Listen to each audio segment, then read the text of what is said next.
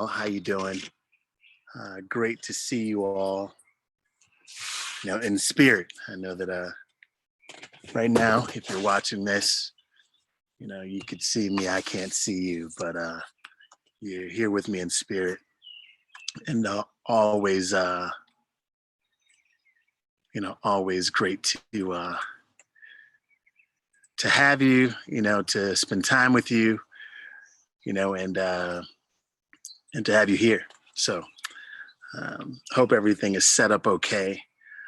It's as I generally say, and I'm going to start this no different than I start everything else.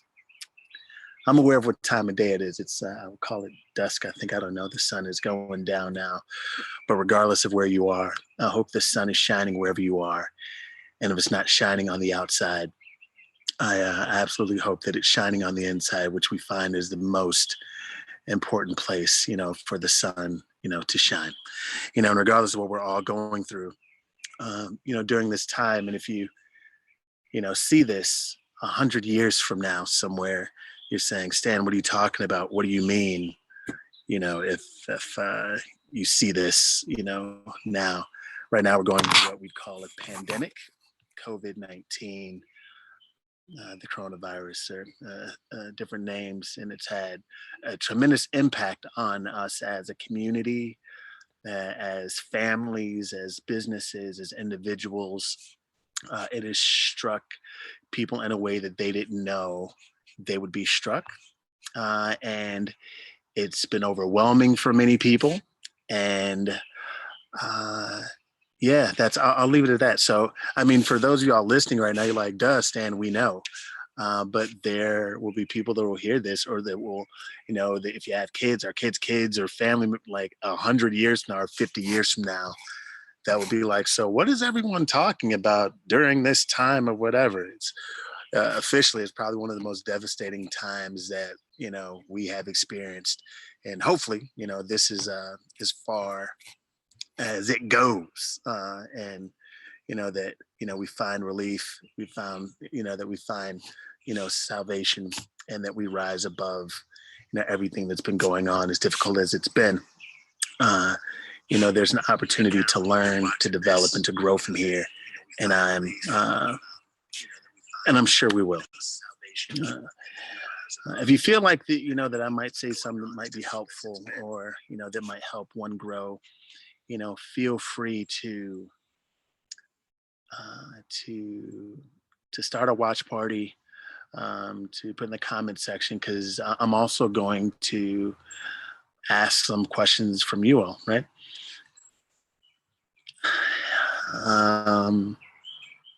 Now, in more than ever, is this moment of reflection, right? Everyone is having a time to rethink, or further consider, or again, reflect. And let me just offer this, for those of y'all out there who refuse to reflect, you refuse to slow down, you refuse to accept the reality that is now in whatever way, shape, or form. If you refuse to say, man, it's tough right now, when it is, instead of pretending like it isn't, it's only going to make it last longer for you, emotionally and spiritually, and even intellectually. Your anxiety, the stress, will rise, and it'll hit you unexpectedly. And I'm saying this from personal experience, to some degree, in learning myself more. So I say all that to say, be honest, be transparent. You owe it to yourself. If never before, right now, you owe it to yourself to tell yourself the truth, to love yourself enough to be honest about what's happening now. And that's it. Cool. So that's all I'll throw out there, just that piece, as we, jump into this, and while we're here. And feel free, in the comment section, to put, the best thing that's happened to you today, right? The best thing that's happened to you today. Feel free to put that in the comment section, and where you're coming in from, where, where I have an opportunity to spend time with you. Let me know where you're coming in from. That would be great also. So, today is, officially, my last days in my 30s. My last days in my 30s. Now, I hope some of you might be like, "What, Stan? I thought you were 25." And to you, I say, first, God bless you. And nothing but health, wealth, and happiness coming your way. All happy days shall see you starting tonight, right? Today is the last day in my 30s. Uh, what does that mean to me? I feel like I'm a little emotional as I ask myself that question out loud. What does it mean? To spend 39 years on planet Earth, right? What's happened? What have I learned? What's been taught to me? What have my experiences been? Uh, yeah, and am I learning more? Am I laughing more? Am I loving more? Am I living more? Am I doing those things regardless of what circumstances are presented? Am I being fair to myself? Am I being fair to those around me? Am I creating a better life? Am I trying to create a better life? Is the effort there? There's so many questions, right? But I've been hearing a lot lately, the value of who we are and who we become is largely based on the questions we ask ourselves every day. So I find myself asking myself questions, and they're not always easy, but I ask them anyway. Um, so what have I learned? I'm going to share what I've learned in my 39 years on the planet. And if you want to, in the comments section, feel free to put in the comments what you've learned throughout your life, right? Whatever you've learned, feel free to put it in the comments section, and let it be uh, let it be words of life, right? Put it in a way where it's breathing life and it's helpful. What have I learned? Put some notes. First thing I wrote down is one of the things that I've learned in my 39 years of life is time will not slow down. It often starts to speed up once you really start to enjoy it. That's the first thing. The Yeah, time will not slow down. It often starts to speed up uh, once you really begin to enjoy it. And why is that significant? I guess, and I'll start presently, then I'll work my way back, and I'll spend less time on those other things. It's because, in spite of so much going on, life still passes. Like, you might want things to slow down, you might want things to stop, but time doesn't slow down. Has no conscience. Time has no conscience. And I believe that the more you enjoy life, the quicker it passes by. It's like the more I laugh, the more I enjoy the things around me and all their simplicity, uh, the quicker the days go by. Uh, the quicker I sleep. I don't even wake. I don't wake up tired, but the nights just are passing quicker. I kid with Cynthia. I don't know if she believes me, but I don't even like going. I don't like going to sleep, right?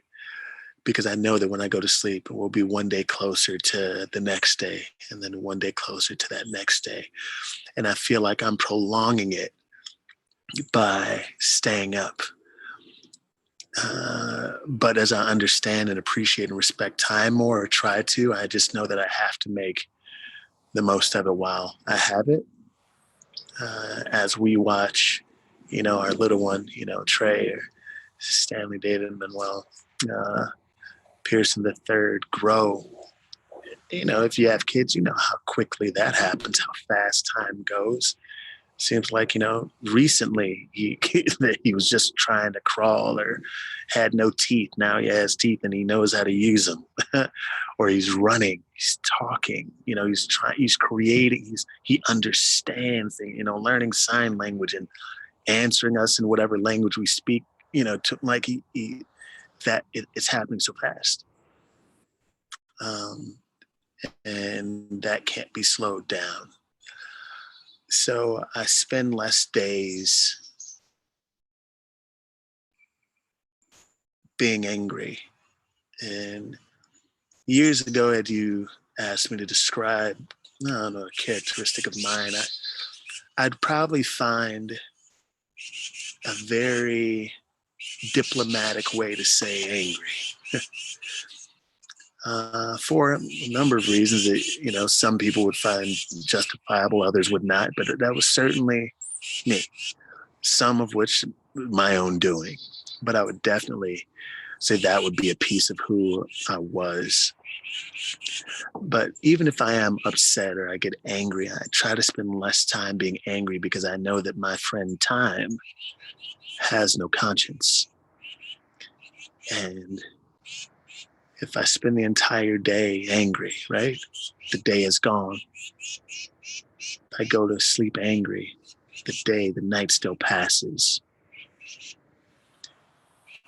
If the eve, it just again, I'm don't mean to belabor the point, but simply understand that no matter how old you are watching this right now, understand that it's a very stoic thought or quote, but time has no conscience. It just doesn't. So understand that, respect that. And when you do understand that, you move better in time. You kick yourself in the butt more, you change those things that you can. And again, I'm spending a lot of time on that. And I say that to you all in love, that one more time will not slow down. And it often starts to speed up when you really begin to enjoy it. So live more, love more, laugh more, learn more. Other things I've learned in these 39 years, listen, smile a lot, laugh a lot. Don't create regrets. Don't create regrets. What does that mean? Like, sometimes you have, sabotaging behavior, like you sabotage your own goals, aspirations, or relationships. You find a way to be upset. You find a way to fail. You talk yourself into failing. We talk ourselves into failing. Sometimes people who always say they had bad luck wonder why they always had bad luck. And I'm saying, like, yo, you're not Nostradamus. You always say you had bad luck. And then you find a way to play yourself into that bad luck. So then you can say that you were right. Like sometimes we want to be right about the wrong things. Sometimes we want to be right about the wrong things. So again, don't create regret. Tough times and things are going to happen as we're experiencing, right? They're going to happen. But don't create regret, right? Don't create loss. Don't manufacture loss, just for the attention's sake of saying, I lost again, right? Okay, cool. What else have I learned? I've learned that grudges hurt you more than they help you. Again, sometimes we take pride in the wrong things, but again, grudges will hurt you more than they'll help you. That speaks for itself. Another one is it's up to you. Like whatever it is, goals, relationship, finances, life. And I'm learning this more, the more I just learn in general by reading, by listening to things, by watching people, by having experiences. It's up to you.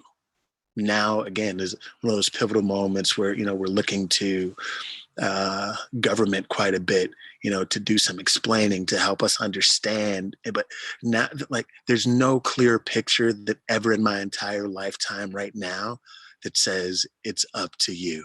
Like that's like it speaks to me loud and clear. And it doesn't mean that it's fair. It doesn't mean that it has to make sense. But continuing to repeat the same thing over and over and over again just to hear yourself does not help. And it's literally it's up to you. It's up to you. that's why I always like, I'm not an internet marketing guy. I've tried them before, but I've just been bad at them, right? And I hold that. I accept that bag. I just have not been good at the things that I've been trying to sell as an internet marketer, right? Not internet marketer, but a network marketer. I'm sorry, as a network marketer. But I always admire network marketers because they're hungry. They get made fun of a lot. A lot of people clown them. A lot of people used to clown them. I'm not seeing nearly as many people clown network marketers now. They've been trying to create their own stream of income for a long time. Maybe some of them popped, some of them are doing well, but they're finding a way to, let's say, try to make their own. And when they do that, it means situations like them may hit them a little less because they've been creating something on the other side, right? And people start their own thing for different reasons. But I say all that to say that it's up to you. Like the grind is up to you. Guess what? Guess what? Plot twist. The game is rigged. The game is rigged. Listen, like somebody already picked up their team. You know what I'm saying? Like the game is rigged. So, and most people know the rules to the game. They know the rules, and still will get upset that the people who are playing the game are playing it with their own rules. At some point, you just have to understand quite simply that it's up to you. And I'm not saying that folks shouldn't do their job, because they should. People should do the job that they were hired to do, elected to do, chosen to do, all those things. But ultimately, it is up to you. If you have an opinion, awesome. But opinions only matter so much until you're ready to put your money where your mouth is, until you're ready to put your action where your words are. At some point, your opinion will fall on deaf ears unless you just want to talk, right? That's just something that I've learned. It's up to you. Experience love. Experience love. That's something else I've learned. Even if you don't feel like love is for you, all kind of love. And I mean, like, even if you don't come from love, you don't come from a family that shares love, that talks about love, that hugs, that says I love you, you know what I'm saying, or that means I love you. Experience love. Everyone should experience love, because everyone is loved, right? Folks just don't always know how to love. So understand what love is, what it should be, what it feels like. And when I say love, I mean the entire spectrum of love, right? I mean, obviously relationships, friendships, family, something that you do, something that you've experienced, like experience love. Because, just by circumstance, we will experience difficulty. We will experience hate, dislike. That's just gonna happen. Television sometimes will show you hate, dislike, disdain. It will teach you that, unfortunately, if you watch it too much. So you have to find a way to experience love. And this is if you don't think you deserve it.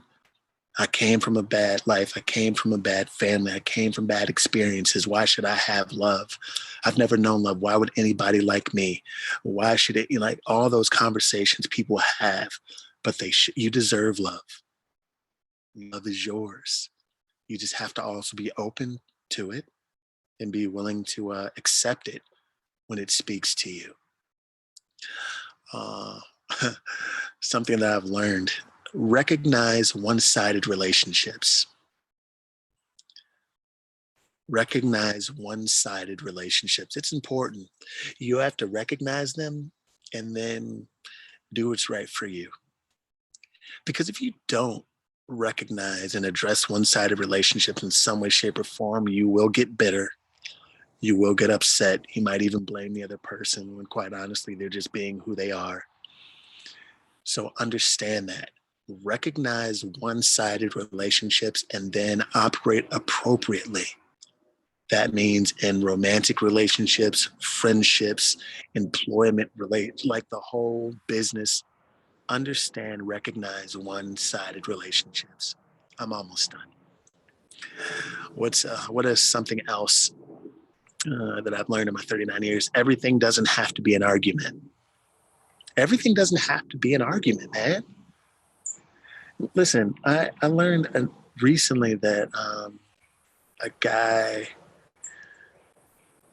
was he 38, 45? Well, a couple different folks dying, dying young, 38 years old, 35 years old, dying. A guy that I'm, familiar with, that I admire quite a bit, found out he had a stroke. And there are a number of reasons why all these things happen. And something that a lot of people don't know is really, um, uh, I consider 40 a milestone, and not, for the reason that other folks will, but I never forget, like I always had. And I've only shared this a couple of times in my life.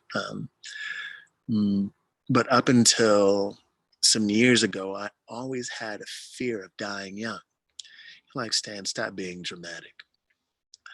I'll never forget, I was on a bus in Crete. I was on a school bus, and we were actually approaching 394, about to cross over, and I was looking out the window, and I was overwhelmed with the feeling of grief, and I started to cry while looking out the window. And for whatever reason, like that feeling of, like, I don't want to die young, that was going to happen. It was weird. I never shared that with my parents at that time, but it haunted me, for years. And oftentimes, that the anger, that I mentioned earlier, or the tenacity, the go get it, or my personality in some ways, was always to make sure that, I wasn't wasting time, because that's the way I felt. So anytime something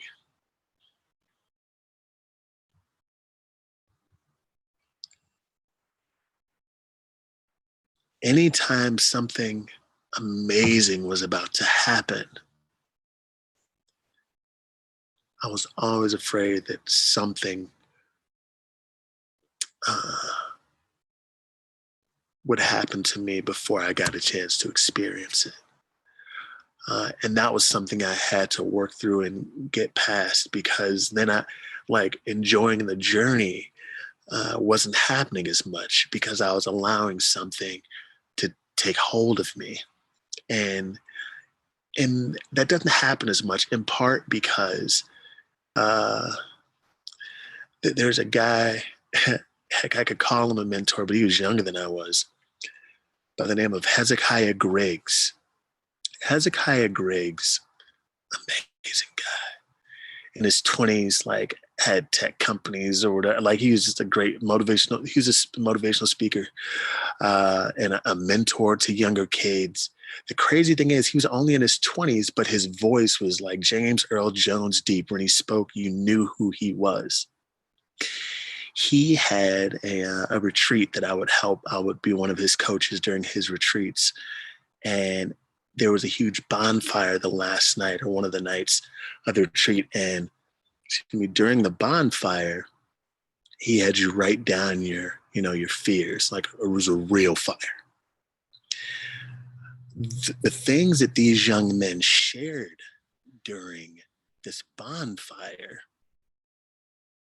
I mean, there literally was not a dry eye in the house. And it was for all boys. We had some women that also helped with the retreat, which was amazing. Hezekiah it was just amazing.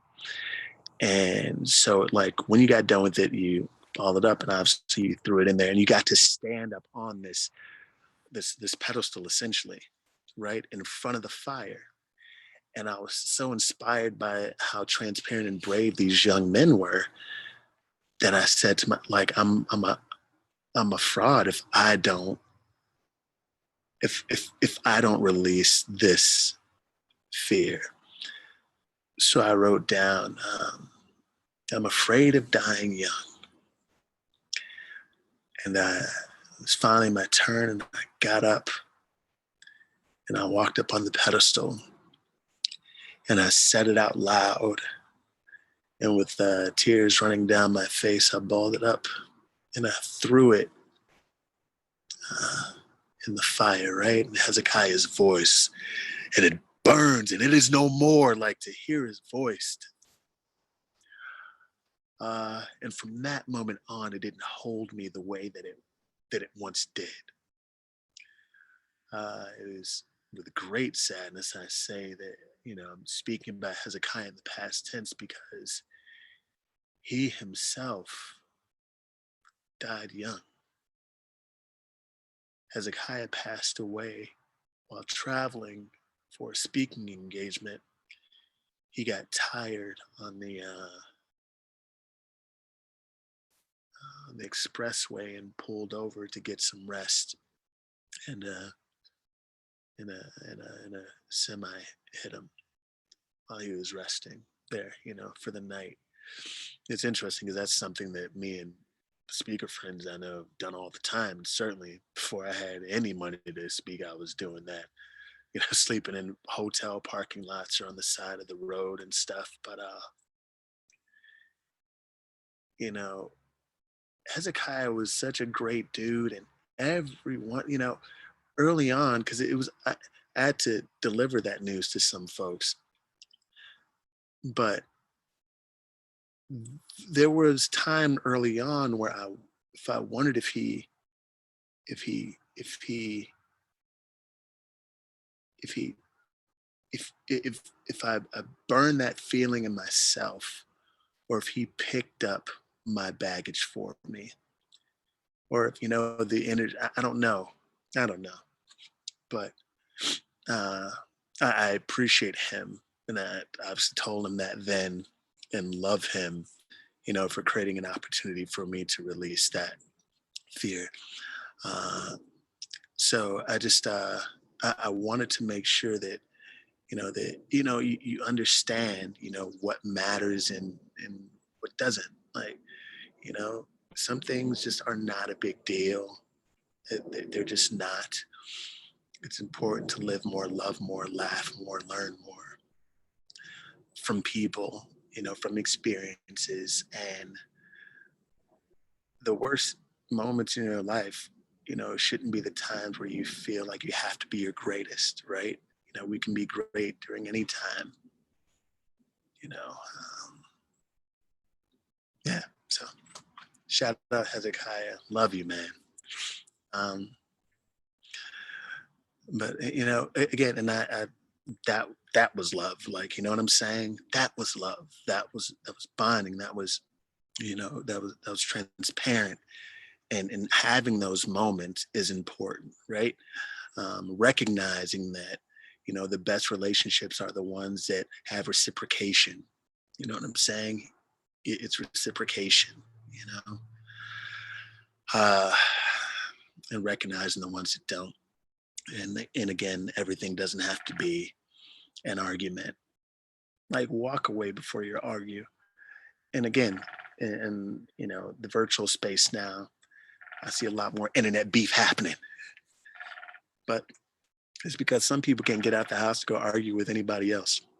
So here they are now. Here they are now finding people to argue with in the comment section more than ever. There's so many people that never paid attention in class or in government or in social studies, but now they have unwavering opinions for everyone. Like, shut up. Like, no, I'm just kidding. People can say what they want, but understand that what most people are saying now are opinions. They're not fact-based at all. A lot of people, this is what I've learned in my 39 years, a lot of people don't have real world experience in the subject matters that they debate. They just don't. It's difficult. You know what? I'm gonna talk about what's this show called? Golly. What's it? I can't remember the name of the doggone show. Anyway, it's about government, and there's this dude, Homeland. That's the name of the show. So the president's advisor is a dude.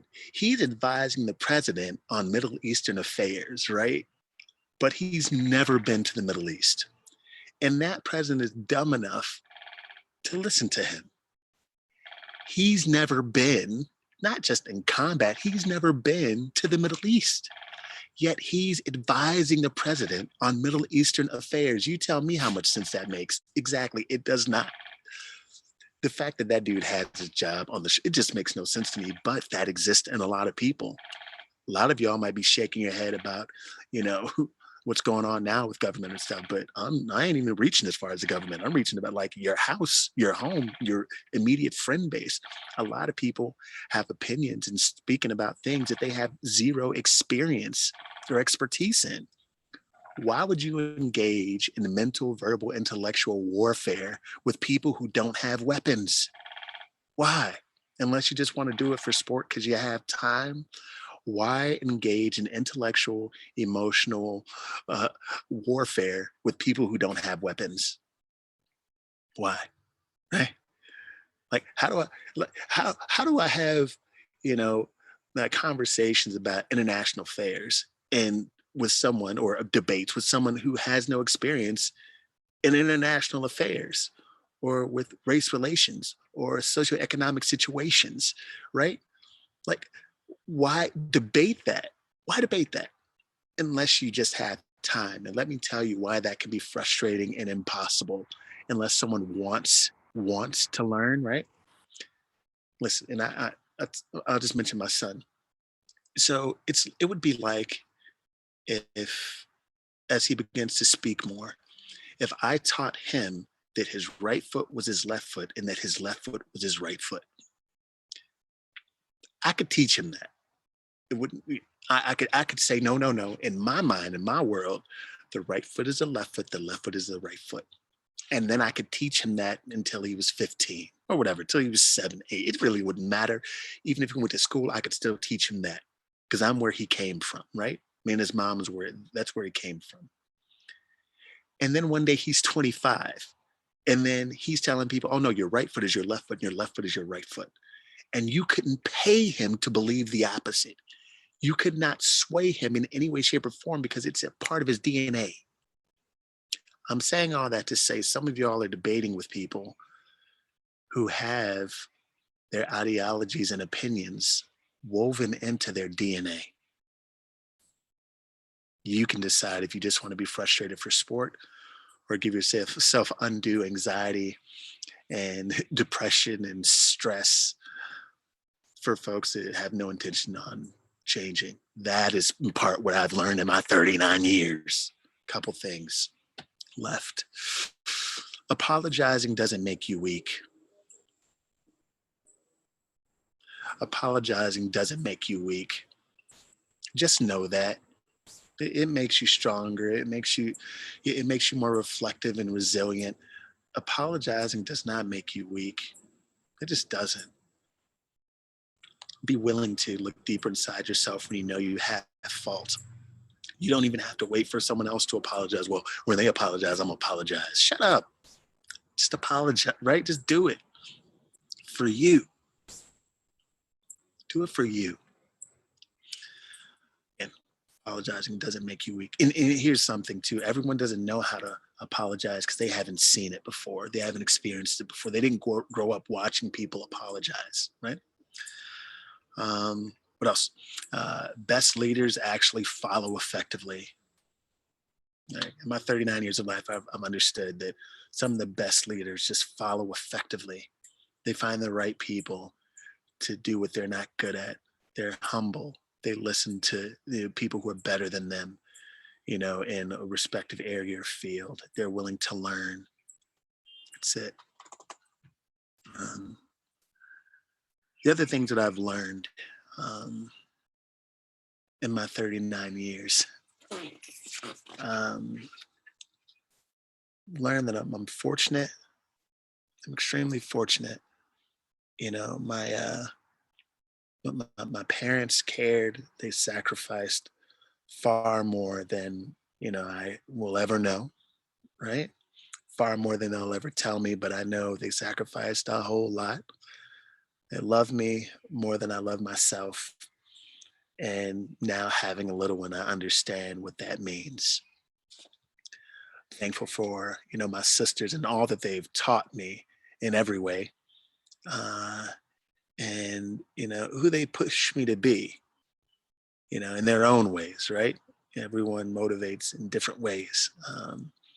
But how they've, supported me and loved me for, uh, for my life and my, and their families, my brother-in-law, my brother, not my brother-in-law, he's my brother, my nieces, my nephews.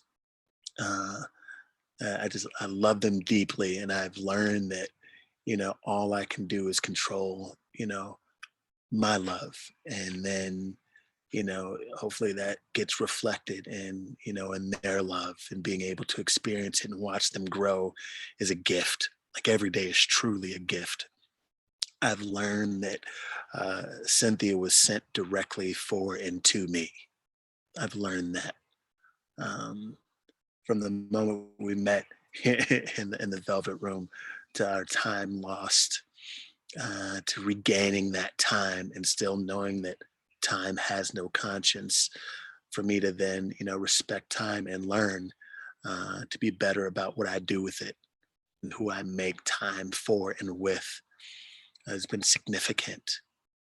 And I said this in my wedding vows, and I say it and I quote it often, is necessary. And that piece is, I've learned that pride is expensive. Pride is expensive. It can cost you time, it can cost you money, it can cost you relationships, it can cost you peace. It can cost you a whole lot of stuff that you are not willing or wanting to pay. But I'm glad I learned that lesson. I've learned that my son is already better than me, already better than me. But I think that's the way it's supposed to go. Right? My dad always calls me the new and improved version 2.0. That's what he calls me.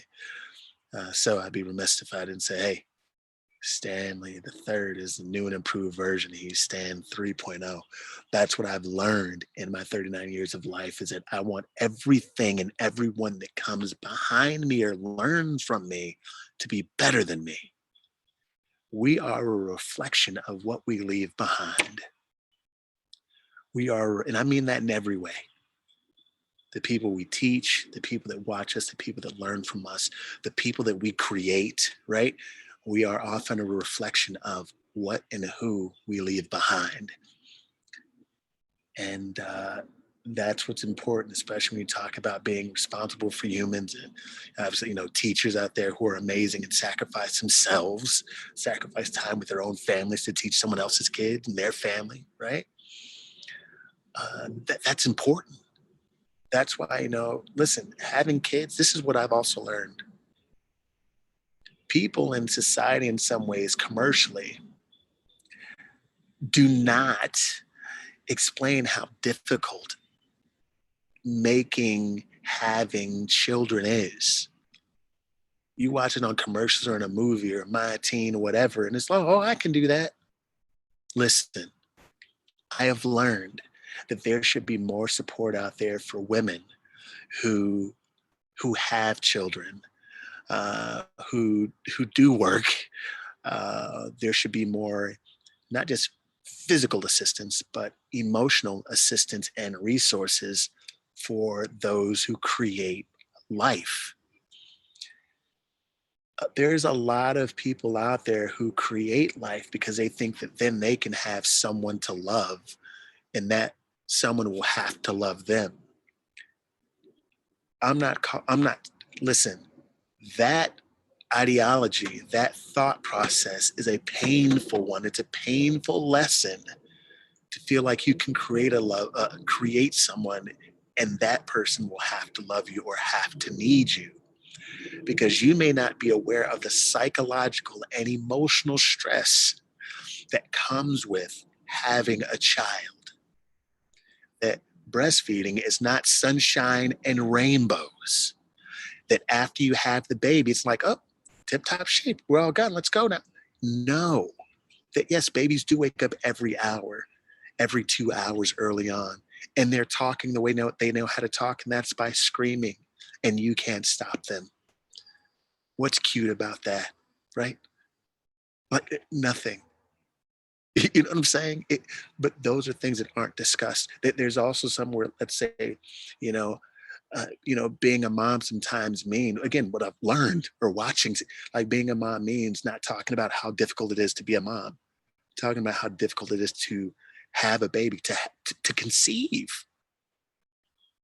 Like these whimsical thoughts and stories are great for movies and TV, but they're unfair. Women, mothers out there, if you're watching this, I appreciate you and I love y'all.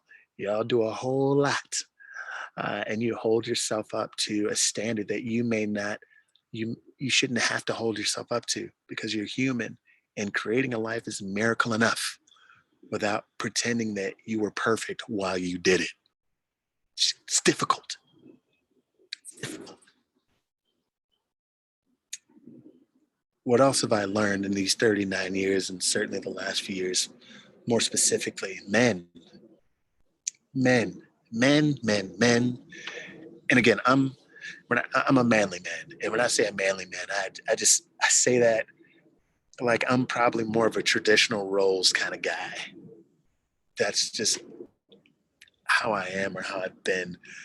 Like I wasn't the perfect kid, but I'm so glad like I don't, do weights a lot. I don't, go to the gym. I go to there to play basketball because I'm awesome. No, I'm just kidding, right? I don't go there to lift weights because my weightlifting growing up was shoveling snow, cutting grass, taking out the garbage, raking a backyard full of leaves in the fall. Like that was like, so I'm traditional in that sense, right?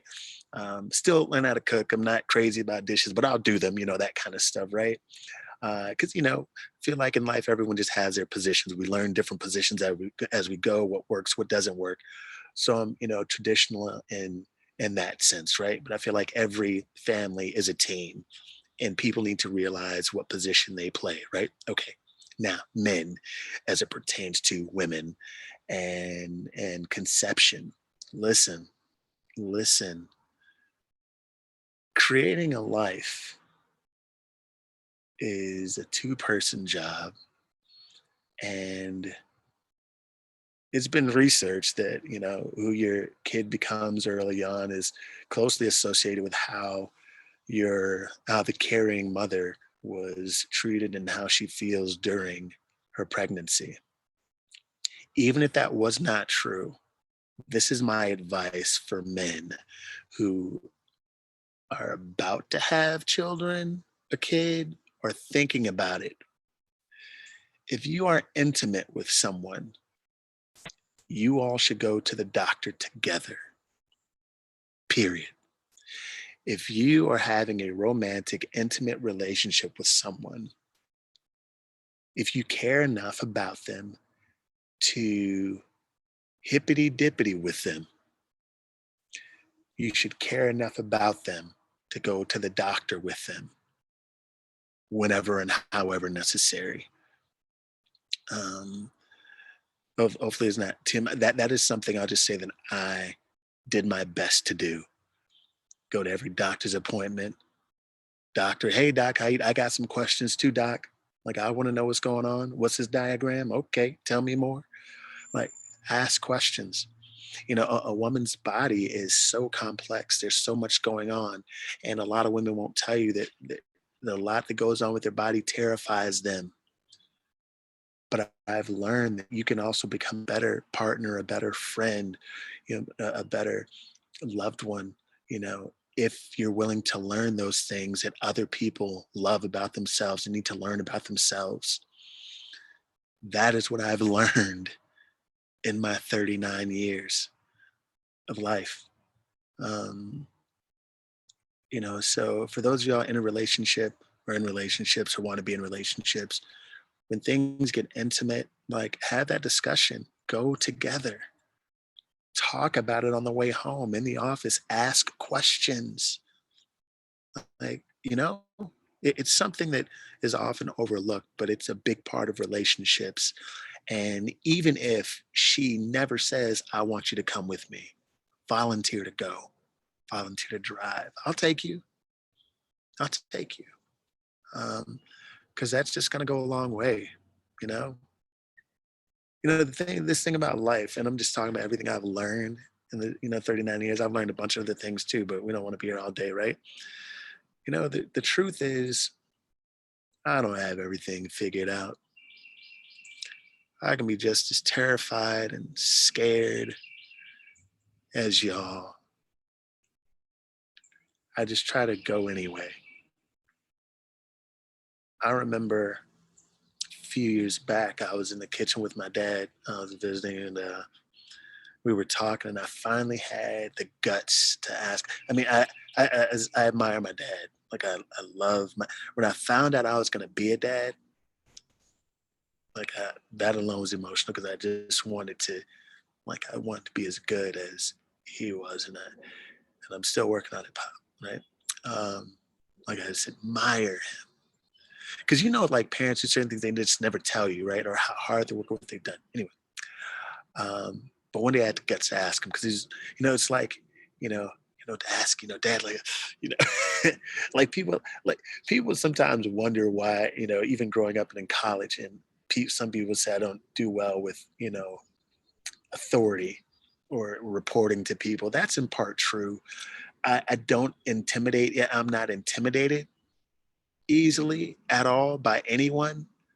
And that sometimes comes off. Or if I feel like, or certainly when I was younger, if I felt like someone was trying to, whoever, like man, woman, girl, or boy, who you think you are? And that's unfortunate, right?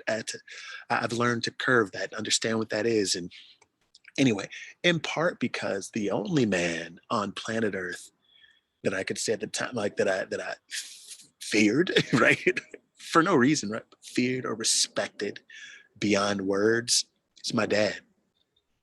Only person, like only man that I wanted to make proud in my life, my dad. The only, for a little man, right?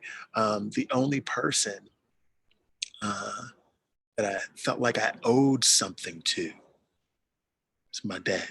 Okay, so I just want you all to understand. Let's say, that, and so I say all that to say, um, and he would, say that he's not, perfect and all those things, right?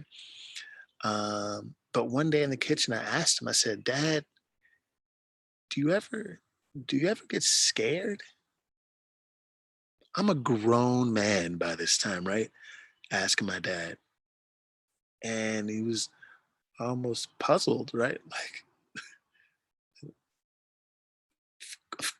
of course, right? Of course, for different reasons, different things. So we had this conversation, but it was almost like because I had went my whole life without ever knowing that my dad, may have been, you know, unsure at any point, or that he didn't always have it figured out, even though that's what it seemed like. Um, and what was wild about that moment is I respected and revered him even more post that conversation. But ultimately, what he mentioned was, but I still keep going. I still keep going. So as I close, the part I want to say, still keep going. Still keep going.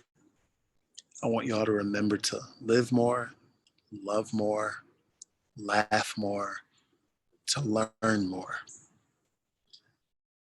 My 39 years of life have been an amazing, I could say it's a roller coaster in some respects. It's been amazing. It's been amazing here. I'm happy. I have a wife that loves me beyond words. I have a son who loves me beyond words. I say that because what he says to me, they don't all sound like words that I understand yet. So obviously, clearly, they're beyond words. I have family around me that love me. that take care of me, and even more than that, they take care of mine. They love mine. I have friends, and I'll include again my wife in that friend category as well, that I don't even know if I deserve. Again, I said in my vows, in my wedding vows, that in another life, I must have been the most generous of kings, that I would then have her hand, right? That I'm one of the most generous kings in all the land. That's I must have been one of the most generous kings in all the hand that God saw fit to give me your hand. And I mean that with her and so many other friends that I didn't know would become friends. So many people that message me or say hello to me, or that we don't talk every day, but they reach out to me. Again, friends that have loved me before I knew who I was, or before I was going to become anything. They love me. And to those friends, I say thank you so much. Say I love you so much.